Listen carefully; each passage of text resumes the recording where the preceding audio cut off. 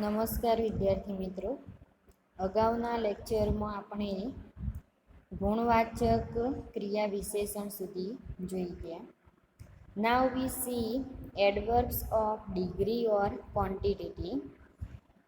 એડવર્બ્સ of degree or quantity અને ગુજરાતીમાં શું કહીએ આપણે? જથ્થાવાચક ક્રિયા વિશેષણ. એટલે મિત્રો જુઓ, જથ્થો બતાવવા માટે તમે જે શબ્દનો ઉપયોગ કરશો એને એડવર્બ્સ ઓફ ડિગ્રી ઓર ક્વોન્ટિટીમાં એ ગણાશે. Adverbs of degree tell us the degree or extent to which something happens. They answer the question how much or to what degree.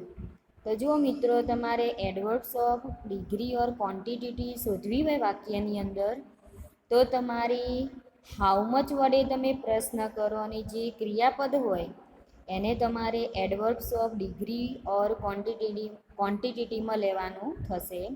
અને બીજું કે તમે ટુ વોટ વડે પ્રશ્ન કરશો તમે, અને જે જવાબ આવે, જે ક્રિયાપદ આવશે એને પણ તમે એડવર્બ્સ ઓફ ડિગ્રી ઓર ક્વોન્ટિટીમાં ગણાશે. Adverbs of degree or quantity can modify verbs, adjectives and other adverbs. તો આનો ઉપયોગ શું હોય? જથ્થાવાચક ક્રિયા વિશેષણનો ઉપયોગ જુઓ મિત્રો, કે એવા ક્રિયાપદોને એ મોડિફાય કરશે કે જે વિશેષણ હોય અને બીજા જે ક્રિયા વિશેષણો હોય એને બતાવવા માટે એડવર્બ્સ ઓફ ડિગ્રી ઓર ક્વોન્ટિટીનો ઉપયોગ થશે. એડવર્બ્સ ઓફ ડિગ્રી ઓર ક્વોન્ટિટીમાં જોઈએ તો આટલા શબ્દોનો મિત્રો ઉપયોગ થશે. ગ્રામરની અંદર જુઓ તો everything, fully, rather, enough, any, quite, entirely, utterly, almost, so, too, certain, completely, heartily, really are call adverbs of degree or quantity. તો અહીંયા મિત્રો જે મેં શબ્દો લખ્યા એ શબ્દોનો ઉપયોગ તમારે વાક્યો બનાવવામાં કરવાનો થશે, અને આ શબ્દોને આપણે એડવર્બ્સ ઓફ ડિગ્રી ઓર ક્વોન્ટિટીમાં ગણીશું. Now we see examples of adverbs of degree or quantity.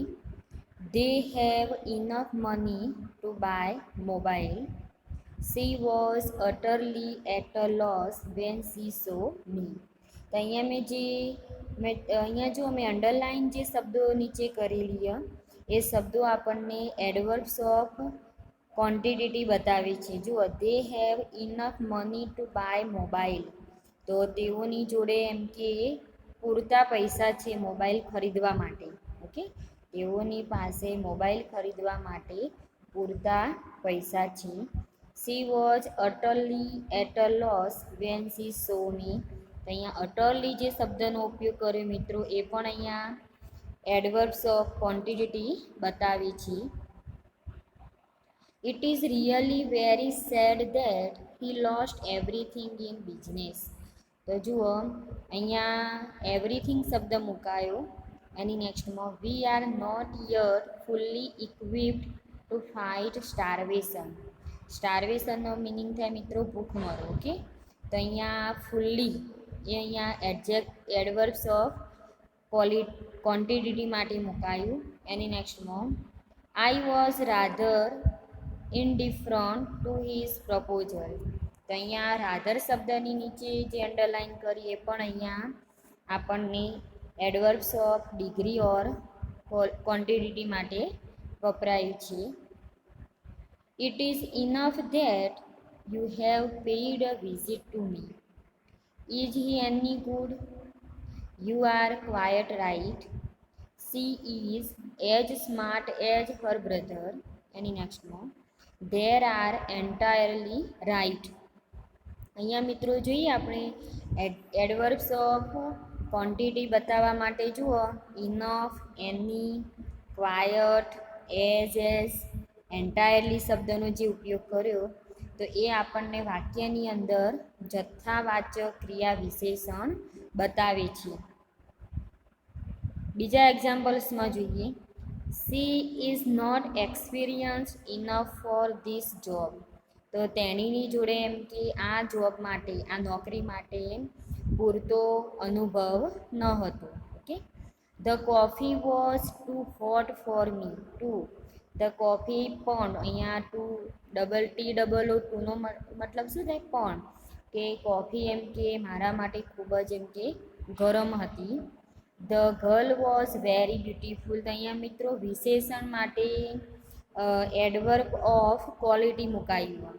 The girl was very beautiful. He worked very quickly. તો અહીંયા જે વેરી શબ્દનો ઉપયોગ થયો છે તે અહીંયા એડવર્બ બતાવવા માટે કર્યો. એની next one. He is entirely wrong. He does not quite know what she will do after university. તો અહીંયા પણ જુઓ એન્ટાયરલી અને ક્વાયટ શબ્દનો ઉપયોગ કરેલો, એ પણ અહીંયા એડવર્બ ઓફ ક્વોન્ટિટી માટે મુકાયેલો. એની નેક્સ્ટમાં they are completely exhausted from the trip. તો અહીંયા કમ્પ્લીટલી શબ્દનો ઉપયોગ કરવામાં આવ્યો. એની નેક્સ્ટમાં he hardly noticed what she was saying. તો અહીંયા હાર્ડલી શબ્દનો જે ઉપયોગ કર્યો એ આપણને adverb of degree or quantity માટે મુકાયેલું છે. તો અહીંયા મિત્રો જો જે શબ્દોની નીચે આપણે અંડરલાઇન કરેલી તો એ શબ્દો adverb of quantity or quality ગણાશે. Now we see another examples of adverb of quality or quantity or degree. This drink has too much sugar in it. My friend is so much generous.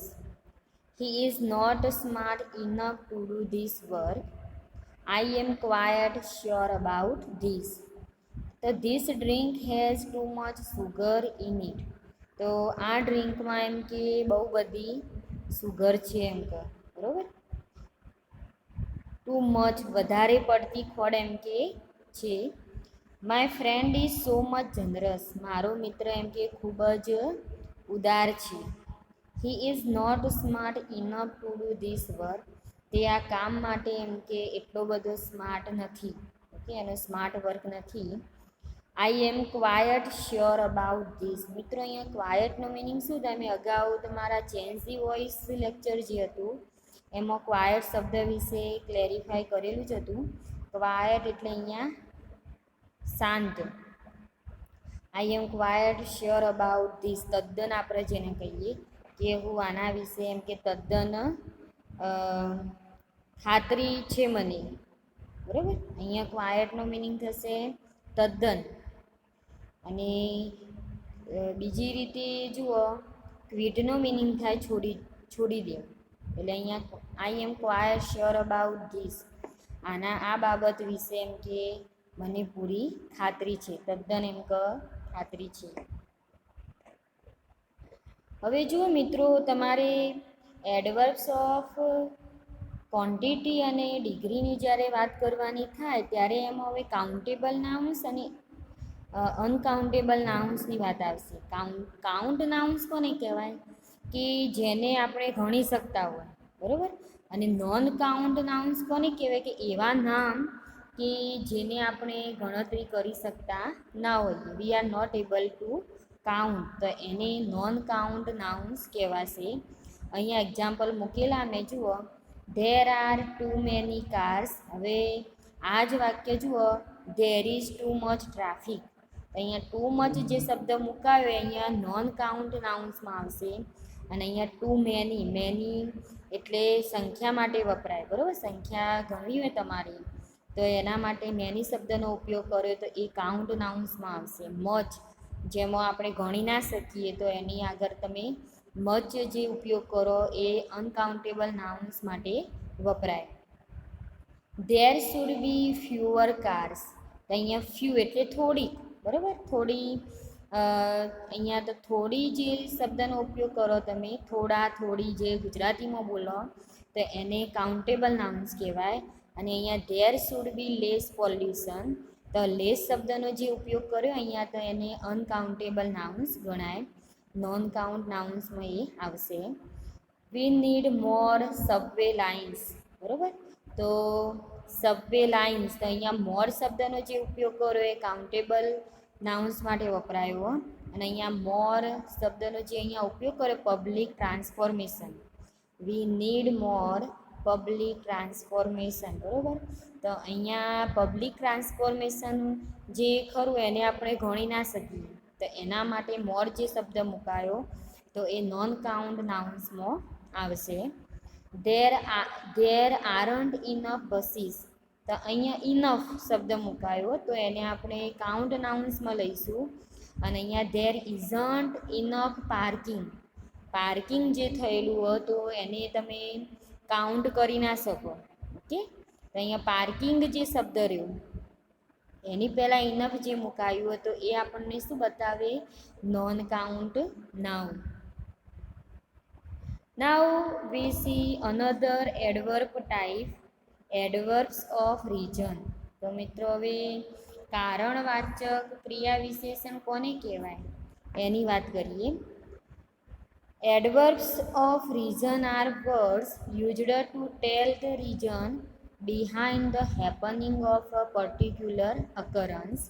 તો જુઓ, adverbs of reason કારણવાચક ક્રિયા વિશેષણ કોને કહેવાય કે કોઈ ઘટના બનતી હોય, કોઈ ચોક્કસ ઘટના થતી હોય તો એની પાછળ એમ કે કયું કારણ રહેલું હોય. ઓકે, તો એ કારણ જાણવા માટે તમે જે શબ્દનો ઉપયોગ કરો તેને એડવર્બ્સ ઓફ રીઝન કહેવાય. એડવર્બ્સ ઓફ રીઝનની અંદર જુઓ તો મિત્રો કયા કયા શબ્દનો ઉપયોગ થશે કારણ બતાવવા માટે. સો, ધેરફોર, એઝ, હેન્સ એટસેટ્રા. તો આવા બધા શબ્દોનો તમે જ્યારે ઉપયોગ કરશો અને વાક્યોમાં તમે એડ કરશો તો એ બધા વાક્યો કયા ગણાશે, તમારા એડવર્બ્સ ઓફ રીઝનના ગણાશે. Now we see examples of adverbs of reason. જોઈએ એના એક્ઝામ્પલ્સમાં. He was careless therefore he failed. તો અહીંયા ધેરફોર જે મુકાવ્યું એ આપણને કારણ માટે વપરાયું. As a result of his failure he gave up studies. Hence he had to find out a job. તો જુઓ, he was careless therefore he failed. તે એમ કે બેકાળજી હતું તેથી એ નાપાસ થયો હતો. As a result of his failure, તેના નિષ્ફળતાને કારણે, તેના નાપાસ થવાના કારણે હી ગેવ અપ સ્ટડીઝ, તેને અભ્યાસ છોડી દીધો.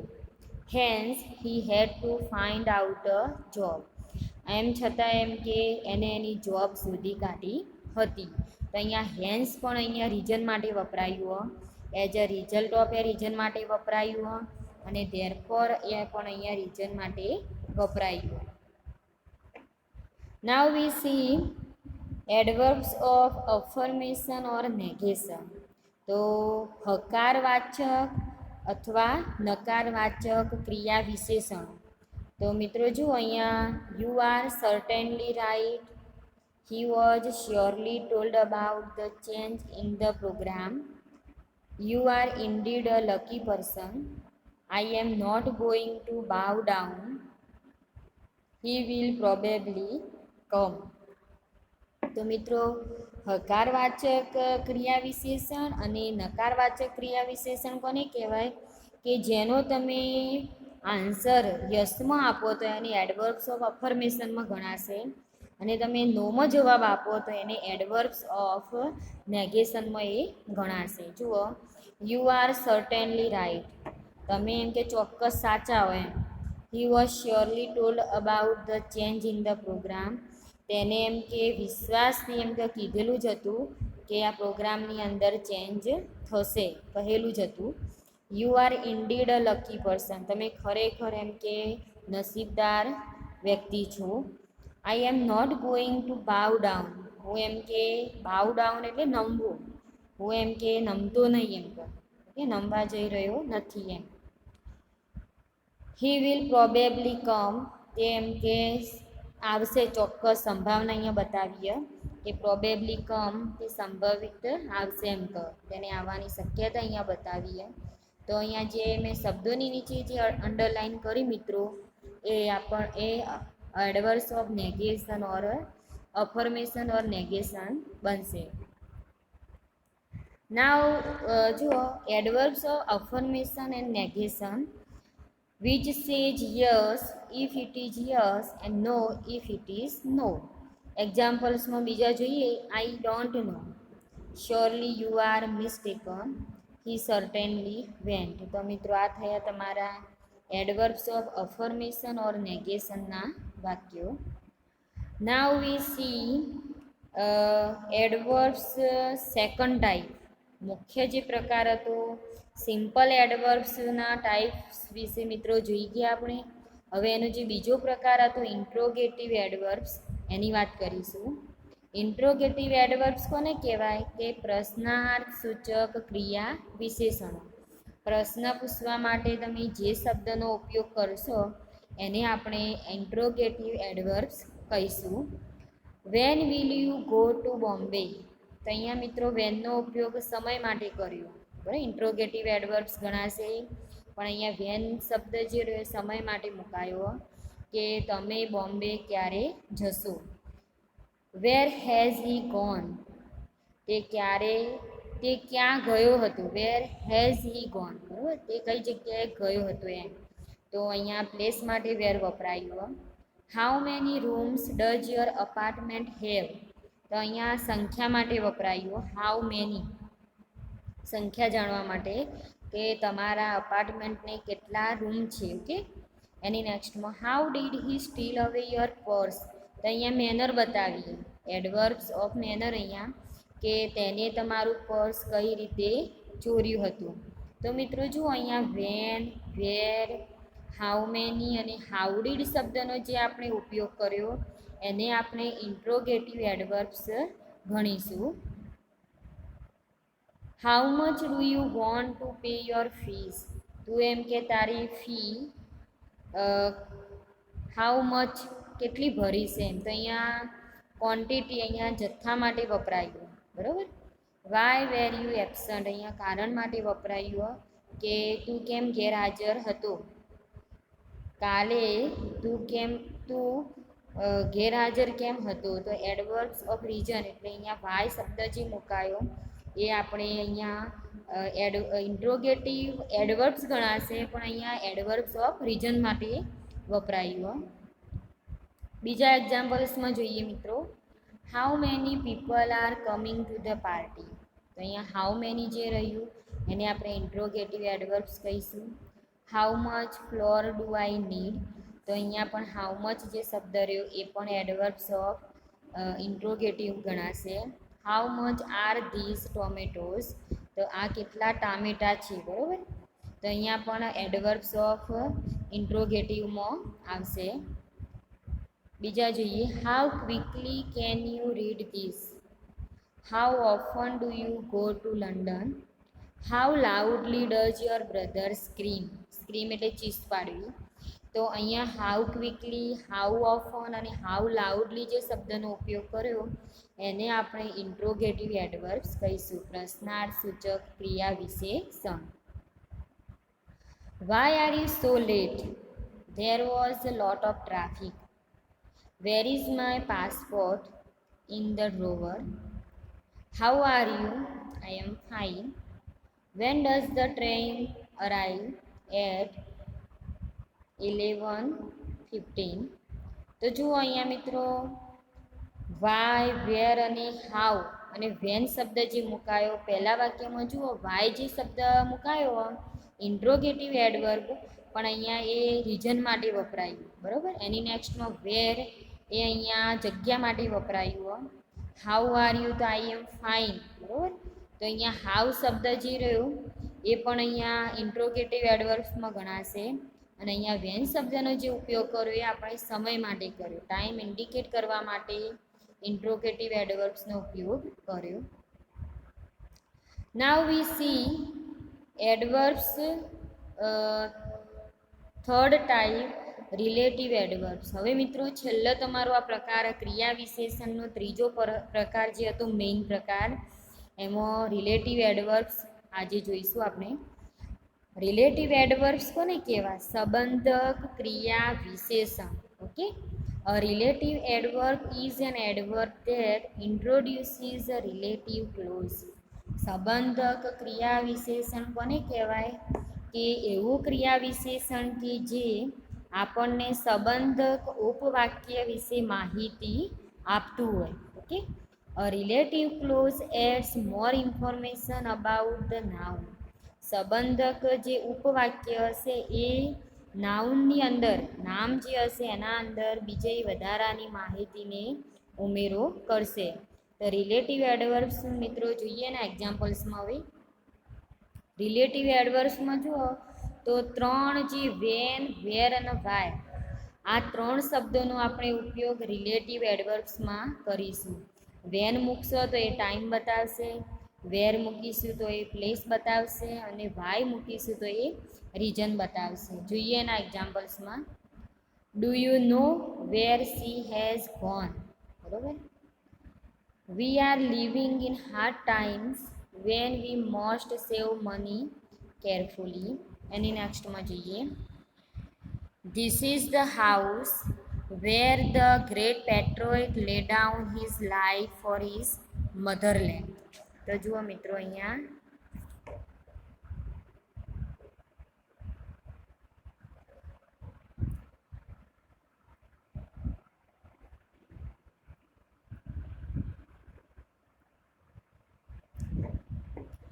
જુઓ વેર શબ્દ, વેન શબ્દ અને વેર શબ્દ. વેર પહેલા વાક્યમાં જુઓ મિત્રો, do you know where she has gone? તમે જાણો છો કે તેણીની ક્યાં ગઈ હતી? સી હેઝ ગોન ક્યાં ગઈ હતી? તો વેર અહીંયા પ્લેસ માટે વપરાયું. Where are living in hard times, અમે એમ કે સખત હાલ તો ખરાબ સમયમાંથી એમ કે પસાર થઈ રહ્યા છીએ. બરાબર, ખરાબ અમારો સમય અત્યારે ખરાબ. તો when we must save money carefully, તો અહીંયા વેન એ આપણે સમય માટે વપરાયો. બરાબર. This is the house where the great patriot lay down his life for his motherland. આ એ ઘર છે કે જો ગ્રેટ પેટ્રોઇટ એટલે કે આપણા જે મહાન દેશભક્તો હતા એ અહીંયા શહીદ થઈ ગયા હતા, એમના માતૃભૂમિ માટે એમના જીવનને એમને ન્યોછાવર કર્યું હતું. તો મિત્રો અહીંયા જોઈએ તો વેર શબ્દ એ આપણે અહીંયા જગ્યા માટે મુકાયો. એની નેક્સ્ટમાં જુઓ. I don't know the reason why Activa is not at school. જુઓ, તો એ જાણતો નથી કે I don't know the reason, હું એ કારણ જાણતો નથી. વાય શા માટે અહીંયા એક્ટિવા નથી? એમ તો અહીંયા સ્કૂલમાં એક્ટિવા નથી, એનું કારણ હું જાણતો નથી. તો અહીંયા વાય એ રીઝન માટે વપરાયું. That is the house where he grew up. આ પેલું ઘર એ છે કે જો એ મોટો થયો હતો. He grew up. બરાબર. તો અહીંયા વેર એ પ્લેસ માટે વપરાયું. I can't remember a time when I was so happy. મને એ સમયની ખબર જ નહીં. સમયને હું યાદ કરી શકતો નહીં. Van I was so happy, કે જ્યારે હું વધારે ખુશ હતો એ સમયે. તો એમ કહું I can't remember a time, એ સમયને હું એમ કે યાદ કરી શકતો નથી. તો અહીંયા પણ વેન ટાઈમ માટે વપરાયું. I am buying popcorn when we get to the movies. એની નેક્સ્ટમાં જોઈએ. This is the hospital where I was born. Do you know the reason why school is close. તો મિત્રો જુઓ અહીંયા કે વેન, વેર અને વાય જે શબ્દનો આપણે ઉપયોગ કર્યો એ અહીંયા એડવર્બ્સ ઓફ ઇન્ટ્રોગેટિવ જોઈ ગયા. એની નેક્સ્ટમાં આપણે શેની વાત કરી? આ એડવર્બ્સ ઓફ રિલેટિવ એ બનશે અહીંયા. I remember that time when we first meet. I don't know why your friend called. I am not sure where he lives. Last weekend when you saw me I was ill. અહીંયા પણ van, Y અને વેર અને van એ અહીંયા એડવર્બ્સ of relative બનશે. હવે મિત્રો જુઓ કે તમારા ક્રિયા વિશેષણો જે હશે એનું ફોર્મેશન અમુકમાં જુઓ બદલાતું રહેતું હશે. બરાબર, ફોર્મેશનની વાત કરીએ તો અમુક એવા ક્રિયાપદો હશે કે જેને તમે એલવાય શબ્દ મૂકો તો એ ક્રિયા વિશેષણ બનશે. જુઓ,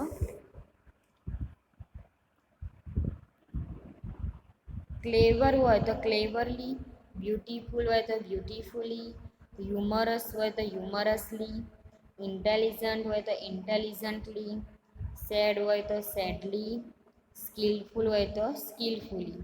તો અહીંયા જે એલવાય પ્રત્યે તમે મૂકો એ તમારા એડવર્બ્સમાં એ ગણાશે. એલવાય પ્રત્યે મૂકવાથી પણ એડવર્બ બને. હવે એની નેક્સ્ટમાં જોઈએ, boys were asked to stand height wise. તો જુઓ અહીંયા height wise, professor were made surplus juniority wise, they looked upwards to find a row of birds, we must always progress upwards. તો જુઓ અહીંયા હાઇટ વાઇઝ, જુનિયોરિટી વાઇઝ, અપવર્ડ્સ, ફરીથી અપવર્ડ્સ અહીંયા મેં લાસ્ટમાં મૂક્યો. એની નેક્સ્ટમાં જુઓ, he leaned backward and fell down, soldiers went downwards in the valley to chase the enemy. તો અહીંયા મિત્રો જુઓ બેકવર્ડ, ડાઉનવર્ડ્સ, હાઇટ વાઇઝ, જુનિયરિટી વાઇઝ, અપવર્ડ્સ અને ફરીથી અપવર્ડ્સ અહીંયા મુકાયું. તો એ શબ્દનો જે ઉપયોગ કરશો તમે, જે ક્રિયાપદની નેક્સ્ટમાં તમે વાઇઝ શબ્દ, બરાબર, અપવર્ડ્સ એવા બધા શબ્દોનો જે તમે ઉપયોગ કરો તો એને આપણે એડવર્બ્સમાં ગણીશું. આ એક્ઝામ્પલ્સમાં જુઓ, he was fast asleep, some passengers found an elephant abroad, they went far away, besides being an intelligent man, he is very rich. તો મિત્રો જુઓ તમારે અહીંયા નામયોગી અવ્યયનો તમે ઉપયોગ કરીને એડવર્બ વાક્યને તમે એડવર્બ્સમાં ગણી શકો. નામયોગી અવ્યયમાં જુઓ અહીંયા ફાસ્ટ, અબ્રોડ, ફાર, અહીંયા બિસાઇડ્સ એ પણ અહીંયા નામયોગી અવ્યય. બિસાઇડ્સ એટલે તદુપરાંત. ઓકે, તો અહીંયા besides being an intelligent man he is very rich. તો અહીંયા જે બિસાઇડ્સ, વેરી, ફાર, અબ્રોડ અને ફાસ્ટ જે શબ્દનો ઉપયોગ કર્યો એ આપણે વાક્યને કમ્પાઉન્ડ વાક્ય અહીંયા બનશે. અને અહીંયા નામયોગી અવ્યયનો જે ઉપયોગ કરો તમે એ પણ એડવર્બ્સમાં ગણાશે. એની નેક્સ્ટમાં જોઈએ, he went along the road, she went abroad for further studies, all around they found water, he was behind me but could not see me. તો અહીંયા જુઓ along, abroad, all around, behind આ જે તમે શબ્દનો ઉપયોગ કરો એ મિત્રો પ્રેપોઝિશન્સ અહીંયા મુકાયા. અને એને બીજું કહેવાય વિશેષણ બતાવવા માટે પણ આવા બધા શબ્દોનો તમે ઉપયોગ કરી શકો. હવે મિત્રો તમને અહીંયા એક વર્ક માટે ખાલી જગ્યાઓ આપું. તો જુઓ તમારે સર્કલ ધ એડવર્બ્સ, આ જે શબ્દો મેં મૂક્યા ક્રિયા વિશેષણો એ તમારે ખાલી જગ્યાની અંદર જે મેચ થતા હોય એ શબ્દો મૂકીને ઘેર પ્રેક્ટિસ કરવાની થશે. જુઓ, we played games because it was a nice day. સેકન્ડમાં, the bully treated us, ખાલી જગ્યા, my aunt leaves for China, ખાલી જગ્યા, the cats meowed, ખાલી જગ્યા, for their dinner, I read, ખાલી જગ્યા, because I love to learn, we, ખાલી જગ્યા, went with our dad to get ice cream, the boy who behaved, ખાલી જગ્યા, got a time out, I, ખાલી જગ્યા, ate the last chocolate donut, my brother ran, ખાલી જગ્યા, to catch the bus, dogs, ખાલી જગ્યા, love to eat a bone. તો આ ખાલી જગ્યાઓ તમારી ઘેર મિત્રો પ્રેક્ટિસ કરવાની થશે. હવે આ મેં જે ખાલી જગ્યાઓ તમારા જે પેપર હોય એન્યુઅલ પેપર હોય એમાં જ મેં ફિલ ઇન ધી બ્લેન્ક્સ મૂકેલી તો એની પણ પ્રેક્ટિસ કરવાની થશે તમારે. Fill in the blanks with the appropriate forms of adjective adverbs given in the brackets. First one, he asked me why I had not visited him gaps into બ્રેકેટમાં ago અને before મૂકેલા. તમને જે સુઇટેબલ લાગી એ તમારે મૂકવાના થશે અહીંયા એડજેક્ટિવ્સ અને adverbs. Mister Patel has got a gaps paid job into બ્રેકેટમાં હાઈલી મેં મૂકેલા એનો ઉપયોગ કરવાનો થશે તમારે. થર્ડમાં gaps people learn Tamil in Gujarat few little શબ્દ મુકાયો. ફોર્થમાં people took thief to the gaps police station into બ્રેકેટમાં નેક્સ્ટ અને નિયરેસ્ટ મુકાયા. તો જુઓ પાંચમામાં we had made no gaps comments after that into બ્રેકેટમાં ફાર્ધર અને ફર્ધર મુકાયા. I haven't been to the theatre much gaps લેટલી. તો અહીંયા પણ જુઓ તમારે લેટ અને લેટલી જે મુકાયેલા રહ્યા તો એમાં તમને જે સુઇટેબલ લાગે એડજેક્ટિવ્સ અને એડવર્બ્સ મૂકવાના થશે. તો મિત્રો અહીંયા તમારો જે યુનિટ 3 હતો એનો અહીંયા પૂરો થશે તમારો. હવે બીજા જે ટોપિક હશે તમારા બુકના એ આપણે નેક્સ્ટ લેક્ચરમાં જોઈશું. Thank you.